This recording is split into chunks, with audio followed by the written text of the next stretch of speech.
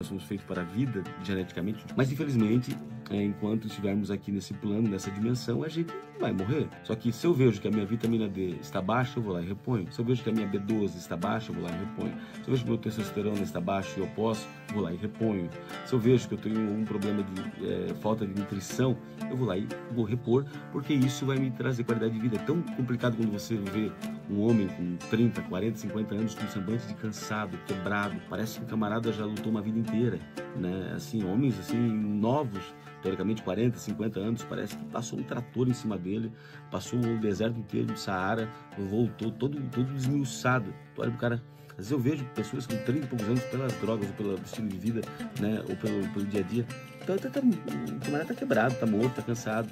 Então existe solução, existe tratamento, existe exames que a gente faz uma comparação e diz, olha, tá aqui, ó, a vitamina D sua tá horrível, a metabolização, às vezes, a questão da absorção, a questão de uma série de coisas que pode melhorar. Então, assim, é uma questão de autocuidado, gente. Ter autocuidado com a gente, ter autocuidado conosco. Se eu sei que eu tenho uma chance de família ter câncer, por que não, Johnny? Não fazer um exame? Se eu tenho uma chance de... É um quadro depressivo que tem na família, 20% da população tem 20% da população tem chance de ter depressão hoje. Depressão vai ser a maior doença, já era para ter passado a cardíaca, mas o Covid mudou ainda um pouco o cenário, mas era para ser em 2030 a maior doença de todos os tempos. Se eu tenho um exame, vai lá, vou na Genetec, eu vou no laboratório, ele tem essa probabilidade de dar essas informações, por que não? Melhora para o paciente, não tem efeitos colaterais, a medicação é mais adequada com ele porque ela vai dar a bioequivalência com o paciente, né? A questão de adaptação com o paciente, a questão de sinergismo, né? Da própria medicação, né? Com o paciente. Tem paciente que, por exemplo, com paroxetina tem muito sono, tem outros que não sentem nada, né? Tem paciente que tem uma aceitação muito boa com o estalopram, aí você testa a dosagem, vai aumentando, e de repente tem que tirar porque não vai. E a medicação que fazia efeito era a venlafaxina. Tudo nome científico, tá, gente? Por quê? Porque é o corpo dele, a genética dele, é a questão de genética.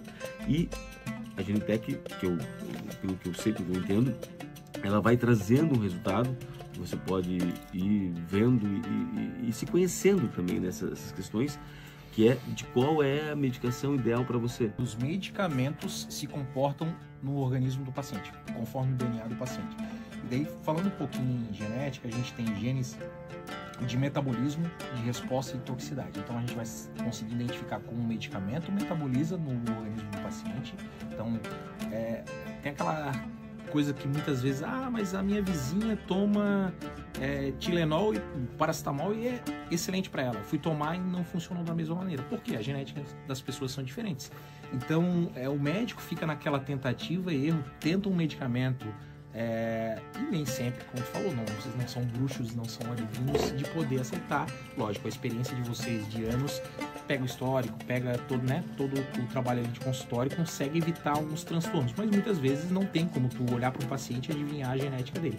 Então, o exame farmacogenético ele vai fazer todo esse rastreamento da genética do paciente e com todos os estudos e trabalhos já publicados a nível mundial, isso é muito importante, vai fazer essa correlação em relação genes e fármacos e trazer para o médico de uma forma simplificada para o médico poder interpretar da melhor maneira e poder fazer sua prescrição muito mais assertiva, né? Ela direcionada. Eu sempre faço uma analogia, Rodrigo, a gente se conhece há algum tempo e vamos dizer que eu convido para fazer um churrasco lá. Esquece, reza logo pra mim. e te convido para fazer um churrasco lá. Tu tens duas possibilidades.